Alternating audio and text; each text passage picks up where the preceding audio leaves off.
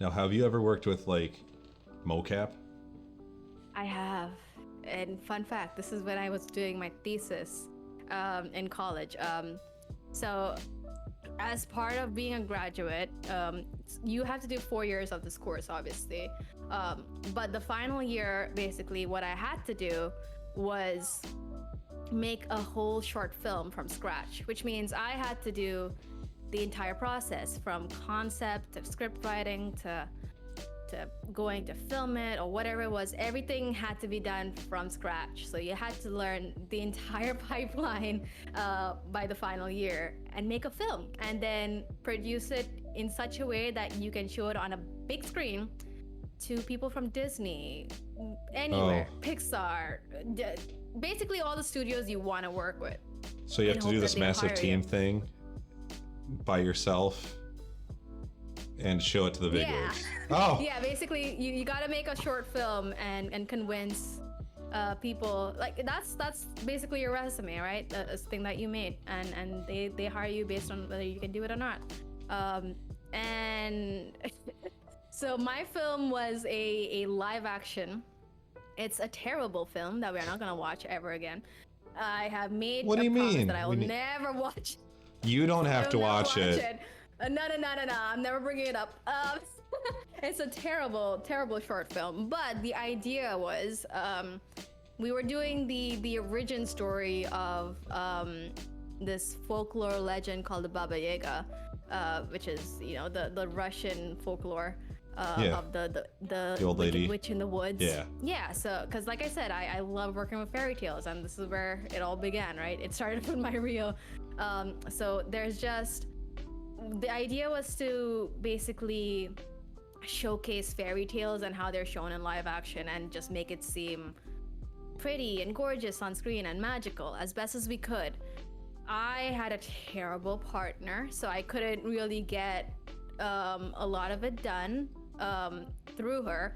So I had to take over a full project by myself and dedicate it and kind of like delegate the rest of the work as much as I could to like juniors and anyone who could help me at the spot.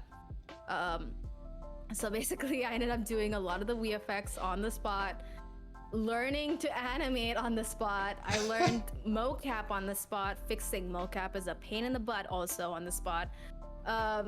Literally everything that I had to learn to just get it done, right? And you will definitely notice the difference between the shots that I basically was dead set on working on, which is one thing that I was supposed to do in the film, and the other things that the other teammate was supposed to do but didn't really do. And you will actually see the difference. But the thing was, I was like, you know what? The main goal is get 3 main shots that look gorgeous and make them look pretty as ever. And that's my goal. And I'll get them on my reel and then add anything I've done in previous years, like my intern stuff that I did in studios to anything what it is there, and throw it into a reel, and you got it, right? Basically. And that's how I like would say that's the only time I had to do the entire pipeline of film and VFX together, and manage it, edit it, produce it, everything in one. It was terrifying. I hated it. It sounds like you want to do that again and again and again. And Oh no, never again. But I mean, the thing is, like, again, now that I think about it, I'm like, oh, had I done this entire thing by myself at the time, I would have been able to do it. With a smaller project and a shorter film or whatever it was, I probably would have been able to do it. But the fact that I had to team up with someone, it just went downhill very kind of. bad. It just did not work out. So we don't watch that movie anymore. But it was a cool movie in concept. That's all I'm gonna say. Now I want to see this. No, you don't. One of these days I'm So going to bad. track it down. Someday. It was so bad. But yeah, that was like early Joe and what she started in VFX. And again, I'm still learning. There's literally so many programs that pop up every day. And now that studios are slowly moving to, doing more in Unreal Engine, and not everything is in Maya anymore, more in Blender and more in other softwares. It's like you gotta just learn everything that's new and just keep up with the time and softwares and whatever you can with editing it in Nuke, which is what I use as a program to do compositing. Okay. But yeah, and there's not many videos on how to do things, so you just kind of have to figure it out. I don't know why I never thought of Unreal Engine and Blender being like VFX. I thought of them as animation. I'm like, I need to learn these because I need to learn something. Yeah, but obviously animation is video effects. I mean, games that you see right now, it's all VFX. I mean, even studios like Riot and Blizzard, all of these are just they're VFX studios. You're doing all of that, whether it might be CGI fully, but it's all VFX. So literally JoJo's everything you see. JoJo's animating the next Valorant. No, though it's a goal. I want to work with Riot someday. I might work with them, hopefully, someday. Hopefully. Riot, are you here? Riot, yep. Yeah, of course. Riot is here on the smallest stream on... Listen, consider me VFX artist here looking for a job, maybe, huh? But yeah. So have you ever thought about making your own, like, film, short film, full film, or are you like pretty content kind of I know you got your YouTube, which everyone should go check out, and that you make awesome vlogs and stuff, but I have 2 YouTubes. I know. For a reason. So one YouTube, and this is why I liked having it, so I dedicated one whole YouTube channel for music videos where I would sit there and try to do VFX based music videos, because I was like, that's the best way to do videos and storytelling through song as much as I can, but also have VFX and basically make it like a short film, right?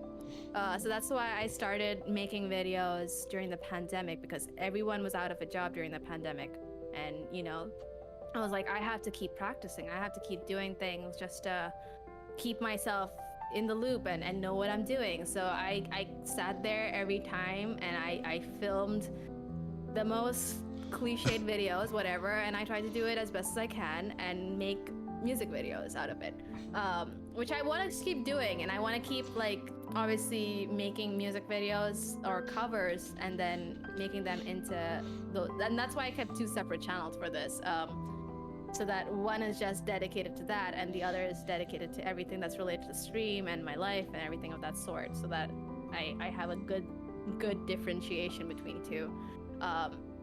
But yeah, that was probably the only way I could like make a film, so to say, because it just takes a lot, and it's a lot of resources and time, and finding, well, do I act myself in it or am I shooting this? And I think that was the fun part when we did Giz's trailer. I don't know if you guys saw that. He did his comeback trailer. That was probably the next little mini film I did, and it was just simple stuff. We did I sat there and I was like, hey, if you want to do this the right way, I'm gonna sit here and we're gonna do storyboarding. We're gonna figure out what you want to do and how we're gonna do it. And if we're gonna do this the right way, I want it to be, hey, we get out, shit happens. And because shit happens, we're back to streaming. And that's usually, yeah. And that's because I wanted it to be a story, altogether. So I was like, this is the only reason and only way I will join in on doing anything for that video. And he was like, fine, I'm down. So, yeah, that was the only way I ended up doing a mini short film. But that was a fun experience altogether, because we sat there and I, edited this in a day and we filmed that in a day and it was done. And it wasn't crazy VFX. I only added rain in it. That was it. There was no real rain. Fun fact. Really? No. I'm gonna have to go back and watch through that. There was no rain in that, and that's about it. Like, I just sat there, edited as fast as I could, because it was quick cuts, and all I had to do is make sure that we were heading the right direction the whole time. There was one scene that we weren't on the right side, and I was so upset because I think he started at the wrong angle or something of that sort, but we just didn't have time. It's Yeah, so it was just having the wrong action at the moment of the cut, and I was so upset about that. But it just things like that where I'm so skeptical and I'm so like, oh my god, I see every detail and that's gonna bother me for the rest of my life. But no one else will care about it. But yeah, like even now, like I find myself doing this even on stream, right? Where it's when I cut to scenes, or I'm like talking mid scene, or I'm looking at my screen, I'm like, oh, there's a little black bar on screen. I sit there and I move it, even if it's a pixel, because it just bothers the hell out of me. But it doesn't bother anyone else, right? So it's just like, it's tiny little things like this. I guess the VFX industry just made me very OCD, and it's hard.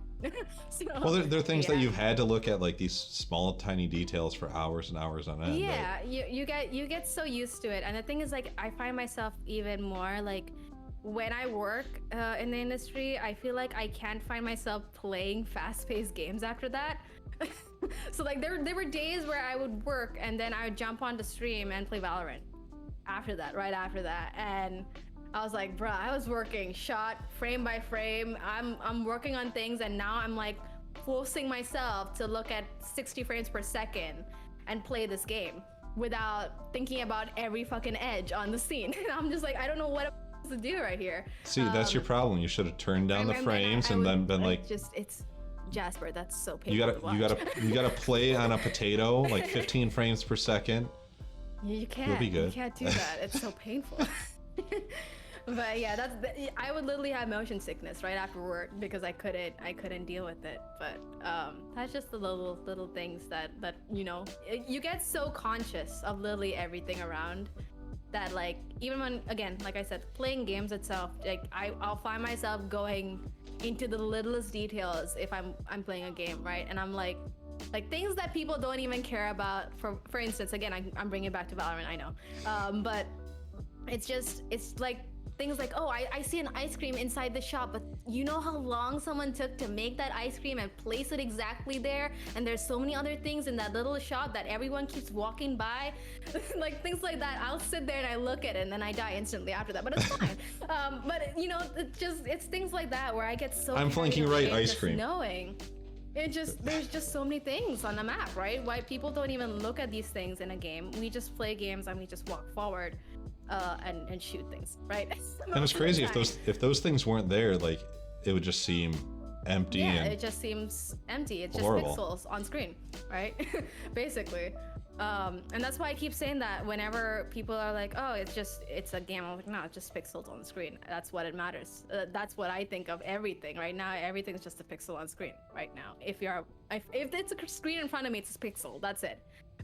But if it's in real life, that's probably the only time I'm like, yeah, this is physical and this is actually happening in front of me. But everything else, I'm like, yeah, this is not real. I'm okay with that. I'm okay.